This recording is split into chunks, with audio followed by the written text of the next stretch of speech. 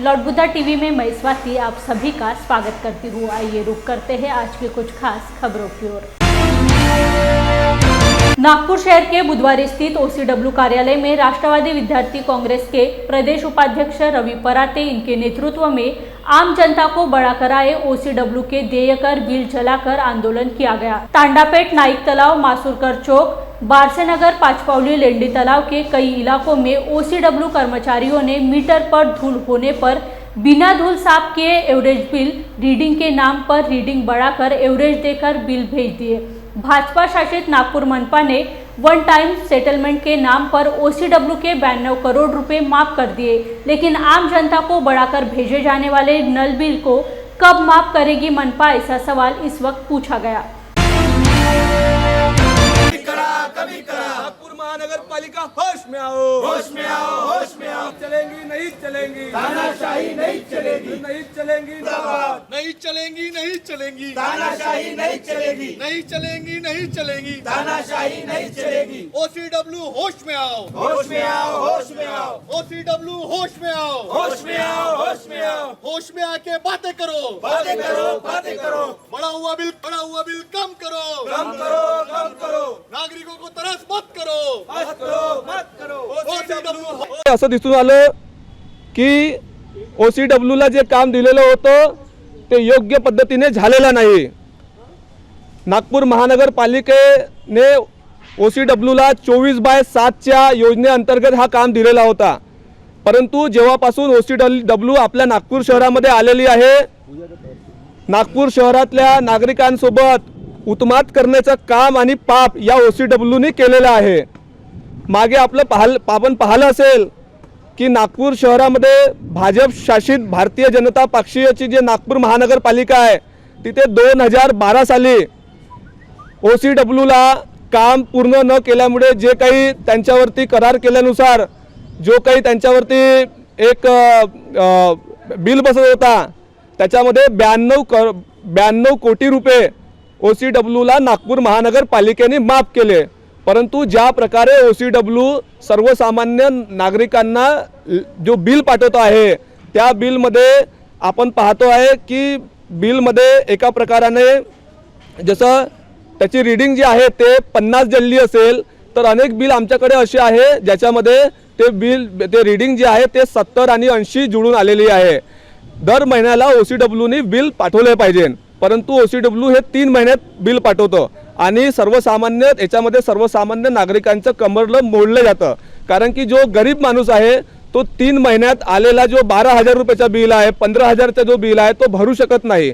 असे अनेक तांडापेठ, बांगलादेश, पाचपावली, बारसेनगर आणि असे अनेक जे स्लम एरिया ज्या ठिकाणी मध्यमवर्गीय नागरिक राहतो त्या ठिकाणातल्या अनेक समस्या आहे जे घेऊन आज आम्ही या ठिकाणी अधिकाऱ्यांचा घेरावा करण्यासाठी OCW कार्यालयामध्ये पोहोचलेलो आहे।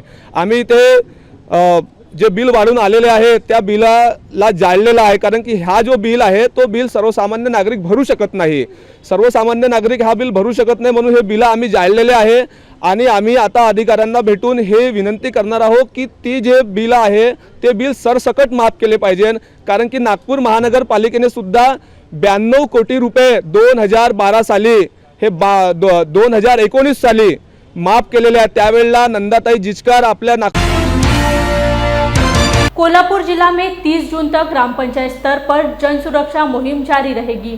इस मुहिम अंतर्गत प्रधानमंत्री सुरक्षा बीमा योजना और प्रधानमंत्री जीवन ज्योति बीमा योजना का लाभ लेने हेतु जिला से सभी नागरिक को समाविष्ट किया जाएगा, ऐसा आह्वान जिलाधिकारी राहुल रेखावार ने किया। नमस्कार, मी राहुल रेखावार, जिल्हाधिकारी कोल्हापूर।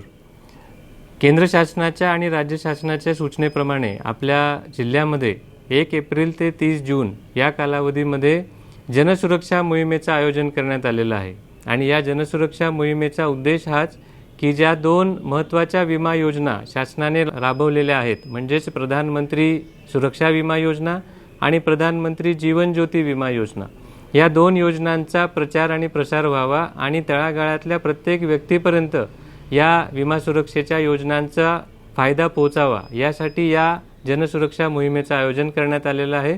आणि या मोहिमेअंतर्गत या 3 महिन्यांच्या काळामध्ये संपूर्ण जिल्ह्यामध्ये प्रत्येक ग्रामपंचायतीच्या स्तरावर आपण एका शिबिराचं आयोजन करतोय आणि या शिबिरामध्ये त्या ग्रामपंचायतीशी संबंधित जी बँक आहे त्या बँकेद्वारे आणि ग्रामपंचायतीच्या सहकार्याने आपण या शिबिराचं आयोजन करतोय।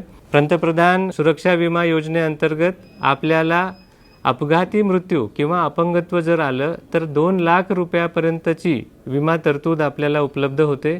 यासाठी 18 ते 70 या वयोगटातील प्रत्येक व्यक्ती पात्र आहे आणि याची वार्षिक रक्कम जी आपल्याला भरायची आहे ती केवळ 20 रुपये आहे।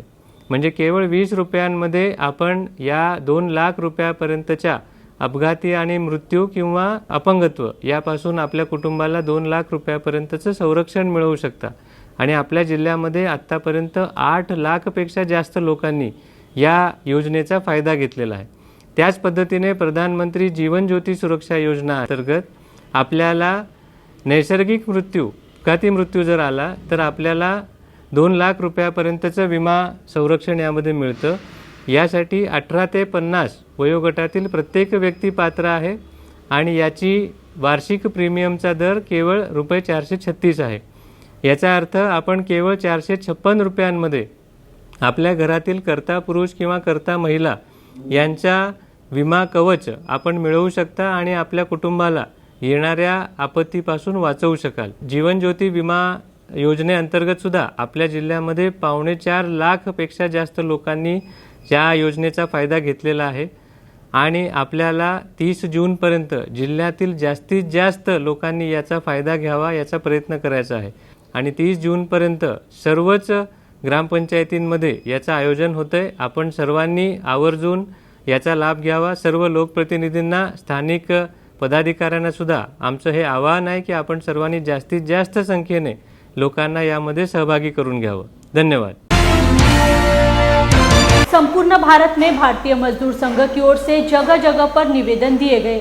भारतीय मजदूर संघ अकोला की ओर से प्रधानमंत्री को अकोला जिला कलेक्टर नीमा अरोरा के माध्यम से एक निवेदन दिया गया। उक्त निवेदन के माध्यम से मजदूरों के हित में विविध मांगे की गई है। मजदूर संघाच्या वतीने आज हा धरणा इथे आयोजित केलेला आहे। कॉन्ट्रॅक्ट लोकांच्या बाबतीमध्ये जे लोक कामगार आहेत त्यांच्यावर अन्याय न होणे, त्यांचा पगार नियमित होणे, त्यांच्यावर कोणत्याही प्रकारची असूली कारवाई न करता जे रेग्युलर आहेत त्यांना रेग्युलर करण्याची हवी आमची मागणी आहे, प्रमुख मागणी आहे। आणि त्यांच्यावर मिनिमम वेजेसप्रमाणे त्यांना पगार मिळाला पाहिजे ही एक प्रमुख मागणीसह भारतीय मजदूर संघाने पूर्ण भारतभर आज 26/4ला हा आंदोलनाचा कार्यक्रम धरणा कार्यक्रम केलेला आहे। माननीय कलेक्टर साहेबांना आम्ही हे निवेदन दिलेलं आहे पंतप्रधान मोदींपर्यंत पोहोचवण्यासाठी। जय भीम इंडिया में वक्त हो चला है एक छोटे से ब्रेक का। मिलते हैं ब्रेक के बाद।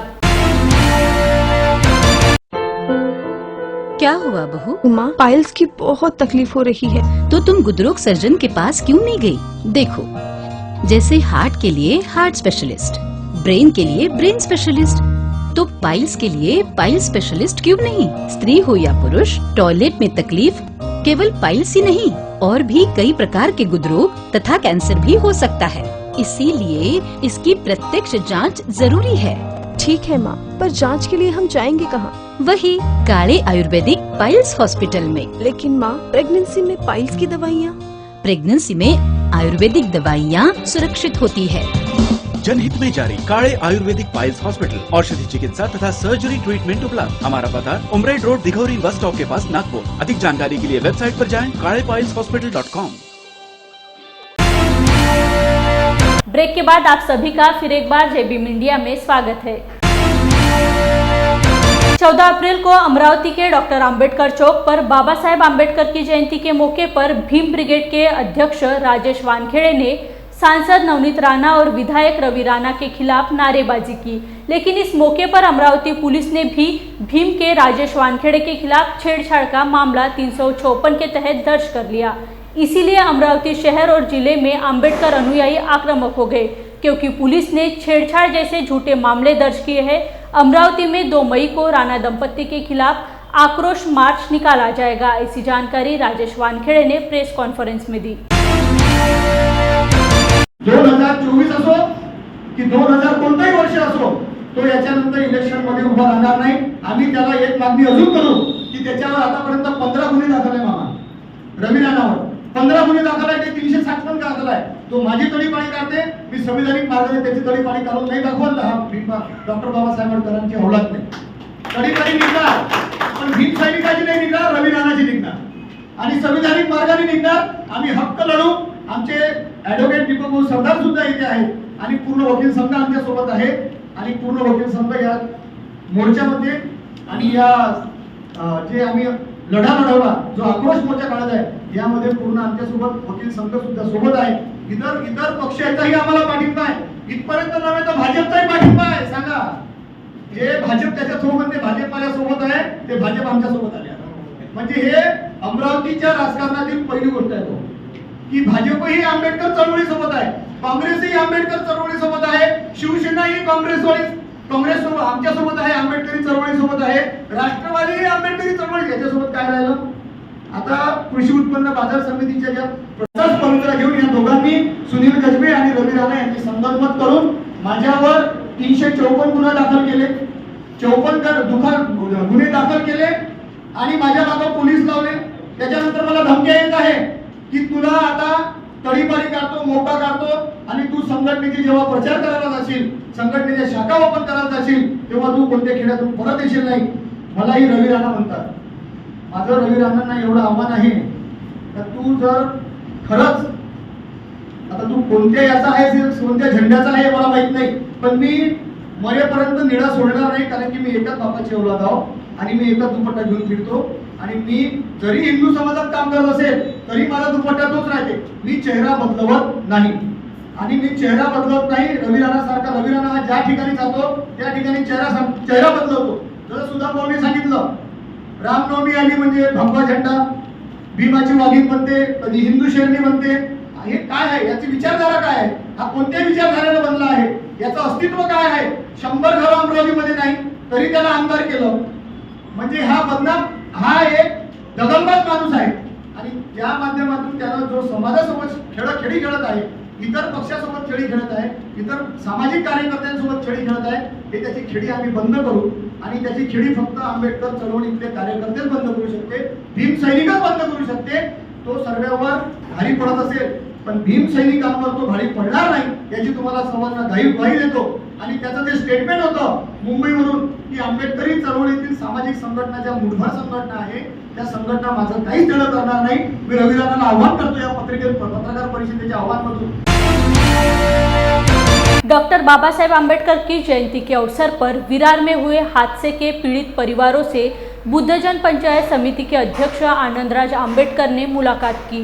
शोक संतप्त परिवार के सदस्यों में से किसी एक को सरकारी नौकरी देना चाहिए ऐसा मत व्यक्त किया और तत्काल आर्थिक सहायता देने की मांग की. इथे येताना मी पाहिलं की ज्या पद्धतीनं या इथे इलेक्ट्रिफिकेशन केलेलं आहे, रस्त्यावरती वायर्स लोंबकळत आहेत, असा हा इन्सिडन्स कधीही या इथे होऊ शकतो. कारण ज्या पद्धतीने वायर्स ओपन आहेत, एखादी मोठी गाडी जरी गेली तरी तिलासुद्धा शॉर्ट सर्किट होऊ शकतं अशी परिस्थिती आहे. त्यामुळे सरकारनं आता हे जवळजवळ मुंबईच्या जवळ अत्यंत जवळ असणारं विरार आहे, वसई विरार, त्यांनी अंडरग्राऊंड इलेक्ट्रिफिकेशन करणं अत्यंत गरजेचं आहे. हे ज्या पद्धतीने हे संपूर्ण ओपन परिस्थिती आहे त्याच्यामध्ये कधीही अशा पद्धतीचे इन्सिडेंट्स होऊ शकतात. पावसाळ्यातसुद्धा होऊ शकतात. वादळ वारा जेव्हा सुटतो तेव्हा एखादी वायर तुटून खाली आली तर आपण पाहतो शेतामध्ये अनेक वेळा अशा पद्धतीच्या घटना घडतात आणि गुरं आणि कधी कधी शेतकरीसुद्धा यांच्यासुद्धा बिचाऱ्यांचे नाहक जीव जातात. त्यामुळे हे संपूर्ण जे काही इलेक्ट्रिफिकेशन केलेलं आहे ते खरं म्हणजे अत्यंत तकलादूच स्वरूपाचं आहे. त्यामुळे आमची मागणी आहे की हे संपूर्ण इलेक्ट्रिफिकेशन अंडरग्राऊंड असावं जेणेकरून ह्या अशा प्रकारच्या घटना होणार नाहीत. आणि जे ट्रान्सफॉर्मर आहेत ते सुद्धा जमिनीवरती चांगल्या मोठं कंपाऊंड घालून तिथे बसवण्यात यावे. हे असे रस्त्यावरती कुठेही पोलवरती ट्रान्सफॉर्मर उभं करणं हे योग्य नाही. कारण आता हे वसई विरार नालासोपारा हे अत्यंत मोठी शहरं झालेली आहेत आणि त्यामुळं त्या शहरांची व्याप्ती वाढते आणि अशा वेळेला अशा पद्धतीचं जे काही मॅनेजमेंट आहे ते कुठेतरी बदललं पाहिजे.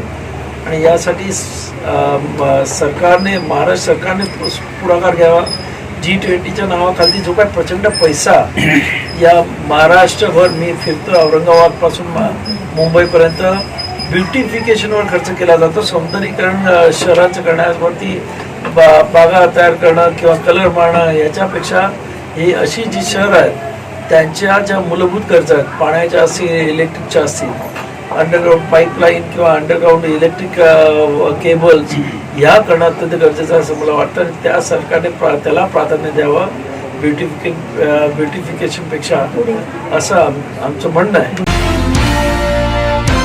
नालंदा अकादमी लोकायत प्रशासन आयोजित ज्येष्ठ साहित्यिक आह सालुंखे इनके जीवन पर आधारित प्राचार्य डॉक्टर प्रशांत गायकवाड़ लिखे सत्य असत्याशी मन केले गवाही इस चारित्रात्मक पुस्तक द्वारा सालुखे इनके जीवन और भूमिका इस ग्रंथ पर चर्चा आयोजित की गई है. इस बात की जानकारी विजय कामले और उदय कामले ने प्रेस कॉन्फ्रेंस में दी. 30 अप्रैल को कोल्हापुर शौर्य स्मारक भवन में होने वाले कार्यक्रम में ज्येष्ठ विचारवंत प्राचार्य हरिनर के प्राचार्य डॉक्टर रणधीर शिंदे प्रमुख वक्ता के रूप में अपनी बात रखेंगे. नालंदा अकादमी कोल्हापूर तसेच लोकायत प्रकाशन सातारा यांच्या विद्यमानं प्राध्यापक डॉक्टर प्रशांत गायकवाड लिखित सत्य असत्याशी मन केली गवाही या ग्रंथावर महाग्रंथ चर्चा आयोजित केलेली आहे. येत्या 30 तारखेला रविवारी सकाळी 10-10:30 वाजता या चर्चेचं शाहू स्मारक येथे आयोजन केलेलं आहे. तरी त्या कार्यक्रमासाठी महाराष्ट्रातील ज्येष्ठ विचारवंत हरिनरके उपस्थित राहणार आहे. स्वतः आजारी असून देखील डॉक्टर आह साळुंखे या ठिकाणी उपस्थित राहणार आहेत. ते आहे तिथं असताना हा ग्रंथ लिहिणं, त्याच्यावर चर्चा, त्यांच्या आत्मचरित्रावर चर्चा होणं, त्यांच्या चरित्रावर चर्चा होणं हे तुमचं आमचं भाग्य आहे. या विचाराची एक पर्वणी आपल्याला त्या दिवशी मिळणार आहे. तरी बहुसंख्य लोकांनी या कार्यक्रमाला उपस्थित राहून आणि एक विचाराचं मंथन त्या ठिकाणी घेऊन करावं अशी एक विनंती करतो. जय भीम इंडिया में वक्त हो चला है एक छोटे से ब्रेक का. मिलते हैं ब्रेक के बाद. क्या हुआ बहू? माँ, पाइल्स की बहुत तकलीफ हो रही है. तो तुम गुदरोग सर्जन के पास क्यों नहीं गई? देखो, जैसे हार्ट के लिए हार्ट स्पेशलिस्ट, ब्रेन के लिए ब्रेन स्पेशलिस्ट, तो पाइल्स के लिए पाइल्स स्पेशलिस्ट क्यों नहीं? स्त्री हो या पुरुष, टॉयलेट में तकलीफ केवल पाइल्स ही नहीं और भी कई प्रकार के गुदरोग तथा कैंसर भी हो सकता है. इसीलिए इसकी प्रत्यक्ष जांच जरूरी है. ठीक है माँ, पर जांच के लिए हम जाएंगे कहाँ? वही काले आयुर्वेदिक पाइल्स हॉस्पिटल में. लेकिन माँ, प्रेगनेंसी में पाइल्स की दवाइयाँ. प्रेगनेंसी में आयुर्वेदिक दवाइयाँ सुरक्षित होती है. जनहित में जारी काले आयुर्वेदिक पाइल्स हॉस्पिटल, औषधि चिकित्सा तथा सर्जरी ट्रीटमेंट उपलब्ध. हमारा पता उमरेड रोड दिघौरी बस स्टॉप के पास नागपुर. अधिक जानकारी के लिए वेबसाइट पर जाएं kalepailshospital.com. ब्रेक के बाद आप सभी का फिर एक बार जय भीम इंडिया में स्वागत है. फासे पारधी समुदाय के लोगों को रहने के लिए घर नहीं है. वे जंगल में शिकार कर अपना जीवन यापन करते हैं और उनके बच्चे शिक्षा से वंचित हैं. सातबाड़ा किसान संघ के अध्यक्ष जगदीश भाई इंगले बिघर ने डिप्टी कलेक्टर श्रीमती अर्चना मोरे से चर्चा की. फासे पारधी समाज के लोगों को स्थायी ठिकाना उपलब्ध कराकर उनको न्याय देने की मांग के लिए फासे पारधी समाज के लोगों के साथ मिलकर निवेदन देने के लिए बड़ी संख्या में लोग उपस्थित थे. मी भाई जगदीश कुमार इंगळे, केंद्रीय कार्याध्यक्ष दलित पॅंथर तथा बिगर सातबारा शेतकरी संघटनेचा संस्थापक अध्यक्ष. वर्धा आणि हिंगणघाट तालुक्यामध्ये ज्या आमचे फासे पारधी समाजाची काही कुटुंब आहेत त्यांच्या ज्या काही वन जमिनीवर ताबा आहे त्यांना वन जमिनीचे पट्टे त्यांना कायम मिळाले पाहिजेत. याकरिता निवासी उपजिल्हाधिकारी मोरे मॅडम यांच्याकडे आज आम्ही निवेदन सादर केलेलं आहे. अनुसूचित जमाती व इतर पारंपरिक वन निवासी वन हक्काची मान्यता अधिनियम 2006ला कायदा पास झाला, परंतु फासे पारधी समाज हा सुशिक्षित असल्यामुळे, त्याचा अज्ञानपणा असल्यामुळं त्याचा महसूल आणि वन विभागाच्या मूळ दस्तऐवजाला, मूळ रेकॉर्डला त्याची नोंद झाली नाही. म्हणून सरकारनं 2006ला कायदा पास केला. त्याच्यानंतर सुधारित नियम 2008ला आला. त्याच्यानंतर संघटनेच्या विविध पाठपुरावा केल्यामुळं त्याच्या अजून सुधारित अधिनियम 2012ला कायदा पास केला. परंतु कायदा पास जरी झाला परंतु पुराव्याच्या अभावी आमच्या लोकांना फासेपारधी समाजांना कुठल्याच पद्धतीचा त्या वन हक्क कायद्याचा फायदा झालेला नाही. आजही आमचा फासेपारधी समाज वन हक्क कायद्यापासून वंचित आहे. तर येणाऱ्या सन 2023च्या खरीप हंगामामध्ये त्यांच्या पिकाला संरक्षण, पिकाची पेरणी मशागतसाठी वन विभागाकडून कुठल्याच प्रकारचा अडथळा झाला नाही पाहिजे अशा पद्धतीची सुद्धा आम्ही तिथं मागणी केलेली आहे. वन विभागाचे जे लोक 20-20 वर्षापासून जमिनीची मशागत करतात अशा जमिनीसुद्धा खड्डे खदण्याचं काम करतात. त्याचंच उदाहरण म्हणून आमच्या कळंब जिल्हा यवतमाळ येथे कामिनी काळे व इतर 14 फासेपारधी समाजाच्या वैती आणि पेरणीलायक शेतात त्यांनी खड्डे खदले. ते खड्डे खदून ते शेत निष्कासित झालं. त्यांचं उदरनिर्वाहाचं साधन निष्कासित करण्याचा प्रयत्न सुरू आहे. असा प्रकार कुठंच झाला नाही पाहिजे. त्याच्यासाठी आमच्या फासेपारधी समाजाचे नेते आमचे नरेश भाऊ यांच्या सर्व फासेपारधी समाजाच्या वतीने इथं निश्चित स्वरूपात आता आंदोलनात्मक भूमिका घेऊन सरकारला आम्ही निदर्शनात आणून देण्याचा प्रयत्न करणार आहे. तेलारा तालुका के आड़सुल की महिलाओं ने गट विकास अधिकारी को बयान देकर बुद्ध विहार स्थल से अतिक्रमण हटाने की मांग की है और अगर अतिक्रमण नहीं हटाया गया तो महिलाओं ने चेतावनी भी दी है कि आने वाली बुद्ध जयंती पर वे बुद्ध जयंती गट विकास अधिकारी के कार्यालय में मनाकर धरना देंगे. विषय असा आहे की जी आमची जागा आहे विहाराची, या जागेवर अतिक्रमण आहे गेल्या 2 वर्षापासून. तर त्या अतिक्रमणासाठी आम्ही समजा ग्रामपंचायतमध्ये गेलो, अर्ज घेऊन निवेदन घेऊन की तुम्ही ते जागा आम्हाला खाली करून द्या, कारण की आम्हाला भांडण नाही करायचं, वाद नाही घालायचं त्या व्यक्तीसोबत. तर तुम्ही त्या आम्हाला जागा करून द्या खाली. पण त्याने 1 महिन्याचा दिवस म्हणजे कालावधी दिला की 1 महिन्यात आम्ही खाली करून देतो, पण ते काही आले नाही आणि खाली काही करून दिली नाही. तर आखरी पर्याय हा होता पंचायत समितीत येऊन तिथं अर्ज द्यायचा किंवा तुम्ही आम्हाला ती जागा खाली करून द्या. ते पण 14 एप्रिलच्या अगोदर, पण ते पण काही झालं नाही. 14 एप्रिलच्या अगोदर पण ते काही आले नाही. एक वेळ आले, ग्रामसेवक आले जागा मोजून द्यासाठी. एक जागा अशी मोजून गेले की पूर्णच्या पूर्ण दिशाभूल केली गेली आमची. म्हणजे जे रस्ता होता ते रस्त्याची जागा पण विहारात घेतली, मोरीची जागा पण विहारात घेतली, असं सर्व म्हणजे इकडचं तिकडे करून दिलं सर. असं झालं तर आखरी आता पर्याय आहे म्हणजे की जे 6 तारीख आहे येणारी बुद्ध पौर्णिमा. बरोबर, ठीक आहे. तर बुद्ध पौर्णिमेपर्यंत तरी जागा खाली करून द्या.